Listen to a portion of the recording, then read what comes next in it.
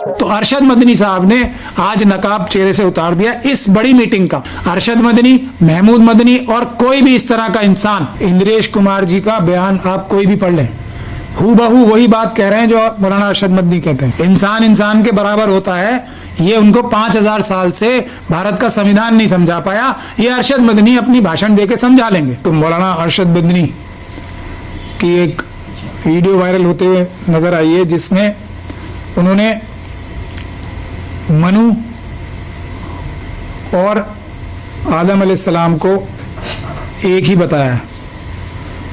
ये मेरे लिए बहुत ही ज़्यादा शॉकिंग था। और जिस चीज़ के लिए हम लोग जो अम्बेडकरवादी हैं इतने दिनों से संघर्ष कर रहे हैं, इतनी मेहनत कर रहे हैं पूरे देश को ये समझाने के लिए कि इस देश में, इस मुल्क में दो ही वाद हैं, एक मनुवाद और एक अम्बेडकरवाद। यानी कि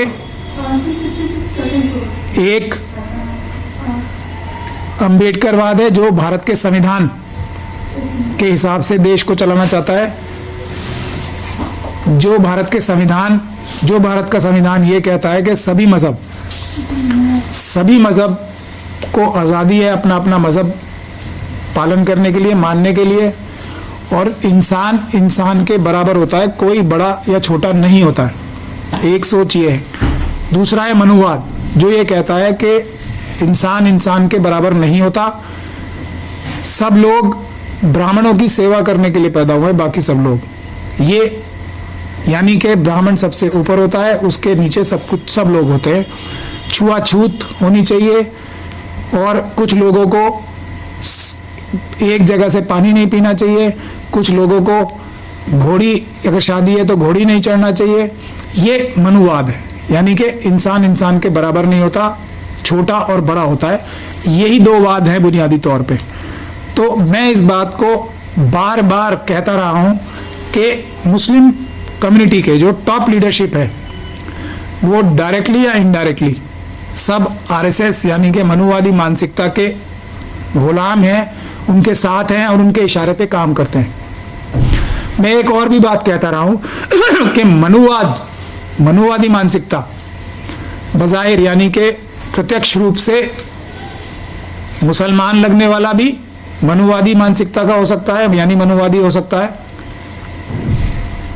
क्योंकि क्रिश्चियनिटी हो, जुडाइज्म हो, सिखिज्म हो, बुद्धिज्म हो, बाकी सारे मजहब जो दुनिया के हैं वो इंसान को इंसान के बराबर मानते हैं। लेकिन बज़ाहिर कोई क्रिश्चियन भी नजर आ सकता है, लेकिन उसकी मानसिकता मनुवादी हो सकती है अगर वो इंसान को इंसान से बड़ा या कम समझता है। तो कोई सिख भी हो सकता है, देखने में सिख लगेगा, लेकिन अगर उसकी मानसिकता इंसान को छोटा बड़ा मानने की होगी तो वो सिख धर्म के खिलाफ है। उसी तरीके से जो मुसलमान मनुवाद को मानता है, मनुस्मृति को मानता है या मनुवादी मानसिकता का है, तो वो मुसलमान यानी कि इस्लाम धर्म का मानने वाला हो ही नहीं सकता।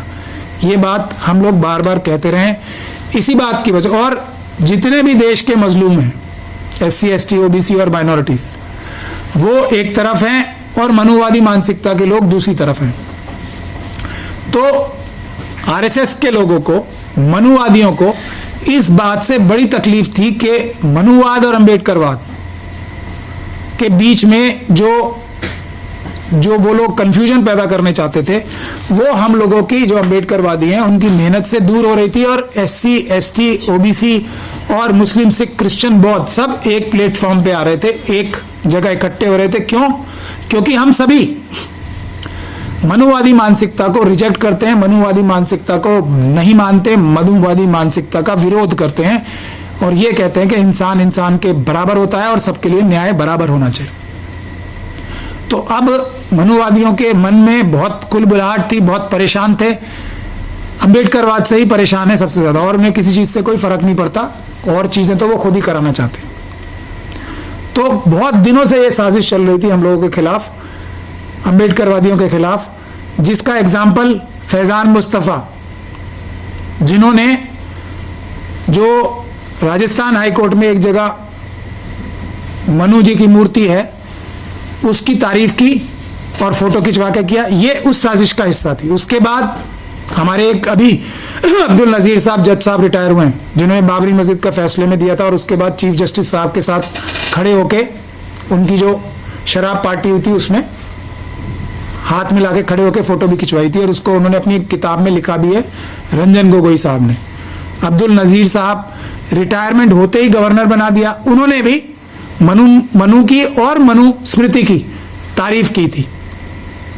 वो भी ऑब्वियसली नजर आ गई कि मनुवादियों के कहने से की होगी, और मैं इन दोनों लोगों का शुरू से क्रिटिसिज्म करता रहा हूं कि ये लोग मनुवादी मानसिकता के हैं, इस्लाम से इनका कोई लेना देना नहीं है, भारत के संविधान से।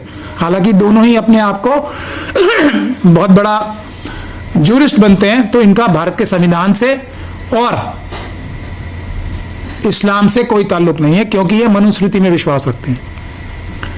उसके बाद आप लोगों ने दूसरी भी बहुत सारी प्रदर्शन देखे, सुरेश चौहान के को देखा, बहुत सारे संत जो अपने आप को कहते हैं उनको देखा, कि भारत का संविधान खत्म करके मनुस्मृति लागू करेंगे, हिंदू राष्ट्र बनाएंगे। क्या हिंदू राष्ट्र बनाएंगे, और हिंदू राष्ट्र जो है मनुस्मृति से चलेगा। और आज मौलाना अरशद मदनी, अभी अभी कुछ दिन पहले भी एक डेलीगेशन मिल के आया ना आरएसएस, मोहन भागवत जी से एमआरएम है, मुस्लिम राष्ट्रीय मंच, जिसमें क्या नाम है, इंद्रेश कुमार, जिनके ऊपर आतंकवाद के भी एलिगेशंस लगते रहे, उनसे बड़ी गठजोड़ करके बड़ी गहरी मीटिंगें कर रहे हैं हमारे कुछ लोग, सो कॉल्ड नजर आने में मुसलमान लेकिन अंदर से मनुवादी मानसिकता के, वो लोग भी मिलके आ रहे हैं। तो ये डायरेक्शन आरएसएस की और मनुवादी मानसिकता की थी कि इस तरह की बात करें कि मनु को आदम अलैहिस्सलाम से मिलाया जाए, ये बोला जाए कि दोनों एक ही हैं। क्या कोई भी जुडाइज्म मानने वाला, यहूदी मजहब को मानने वाला, क्रिश्चियनिटी को मानने वाला, सिखिज्म को मानने वाला, इस्लाम को मानने वाला, जैनिज्म को मानने वाला, लिंगायत मजहब को मानने वाला, कबीर को मानने वाला, रविदास को मानने वाला, रायदास को मानने वाला, कोई भी इंसान ये कह सकता है कि मैं मनुस्मृति में विश्वास रखता हूं, मनु हमारे मजहबी रहनुमा थे, ऐसा कोई भी कह सकता है? सिर्फ वही कह सकता है जो मनुवादी मानसिकता का हो, जो दिल के अंदर, दिल से तो मनुवादी हो, ऊपर से मुसलमान, सिख, क्रिश्चियन, बौद्ध या कोई और मजहब का बन के दिखा रहा हो, ताकि इन मजहबों के लोगों को बेवकूफ बना के धोखा दिया जा सके। दिल में तो उसके मनुवादी ही है।